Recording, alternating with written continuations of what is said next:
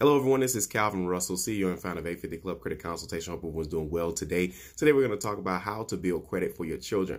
Of course, we like to do this. This is coffee and credit, by the way. But we was having some live streaming issues this morning, so I get to record it and then I'll post it on YouTube. So let's get started. Number one. The easiest way to start building credit for your children is going to be to add them to your credit card is what we call an authorized user. Authorized user, piggybacking, AU, trade line is all the same thing, right? But at the end of the day, they're going to have access to your account once you do so. Let's talk about how early you can add them as an authorized user. The youngest that you can add them is 18 years old. I have heard stories about different companies letting you add them as young as 13 or 15. But I really haven't experienced it myself. I have a 4-year-old, so won't be able to do that one. But if you do have proof, I would like to see screenshots. If you could email me that one. But either way, one thing for sure is that you can add them on your credit card at the tender age of 18, which is great because normally around that same time frame, they normally start getting credit card offers in the mail. It's a great introduction to the conversation. You could probably do it a little bit before that, maybe 17 if you plan on doing it at 18. And just kind of go over with them, what credit is, how to use it, how to understand it. And I think a lot of parents don't necessarily sit their kids down and go over with them, what's going to end up happening because when people, especially if they come from a struggling background where money was tight. And so you get a credit card, you're like, oh my God, I got instant access to, $200, $300. And all it takes is, a swipe. So you guys know, young people, we were all young. Nobody skipped the age 18. What happens then, right? They're used to buying stuff and swiping and maybe playing later. And you got to get that conversation going prior to that. And I think that adding them on as an authorized user is a true test. And of course, when you add them on as an authorized user, some credit card companies make it optional to send them a credit card to that account. So it's essentially an additional card, okay? And you don't have to if you don't want to. But I know some companies, they don't even ask you, they just send it to you. So when it comes in the mail, all you have to do is just shred it if you don't want them to have it, obviously. So, but either way, that's the easiest way to add them for them to start building their, for you to start helping them building their credit is by doing that. Okay. And of course, there's some other accounts and things of that sort. But I think that, again, just start with an authorized user account just to kind of get the things going. And then once they start getting credit card offers, or if you already want them to do a credit card offer, I think that's okay.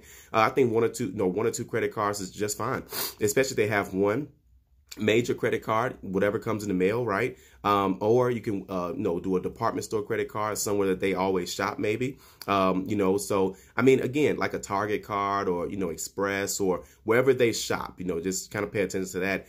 Keep in mind, department store credit cards are tied to the department store. So if the department store, goes belly up, goes bankrupt, they still will owe the money. But again, it essentially kind of pushes them to buy something. So kind of be careful on that. But the reason why I say that is because this is a great way to at least start the introduction of the conversation of, hey, this is how many credit cards you want them to have, maybe 1 or 2. This is how to use credit. This is when the bill is due. This is your credit limit. This is how it affects your credit score. That plays a major role. So that's option 1, is to add them on as an authorized user. Option 2, a lot of people have never heard of this one. This is when, now in order for this to work, the person that is adding the child must be over 700 to go option 2. Okay. So option 2 is if you are buying an automobile, right? If you're going to take it on like an auto loan, okay, you add your child on as a co-signer. All right. So now the credit has to be strong in order for your child to be on the auto loan. Why? Because the child has no credit. So your credit will have to be more than likely over 700. Now, I have seen it work over like 650 or so.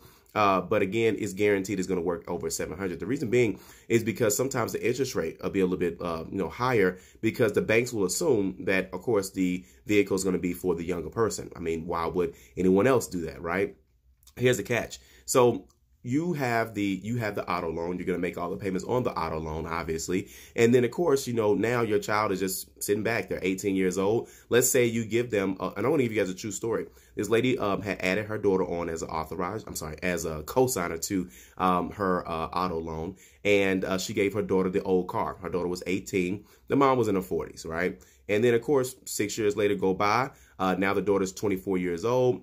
She went to college locally, so didn't have a lot of miles on the vehicle. And, of course, you may have to buy another cash car in between that. Who knows, depending on what type of car they have, or if they have a car at all, or if they just want to do Uber or whatever, right? But in short, 6 years later, this 24-year-old had a strong 780 credit score because mom added her to her auto loan. She said no one had ever taught her how to do that. And I call that reverse co-signing, okay? Most of the time when you hear co-signing, that's because someone cannot get approved on their own. And the reverse co-signing, that's my term, by the way. I don't think you can Google it, but reverse co-signing, in my own personal opinion, would be the opposite. You know, a person is adding a person on to their auto loan just so they don't have to worry about, you know, co-signing for them later down the line. You see how smart that is? Because you have a 6-year installment loan on your credit report, as well as an authorized user this mom did, and the kid had a credit card as well too that they were learning how to use, and now they come out the gate with a 760, 770 credit score, and that's amazing. And I saw that's done so many times,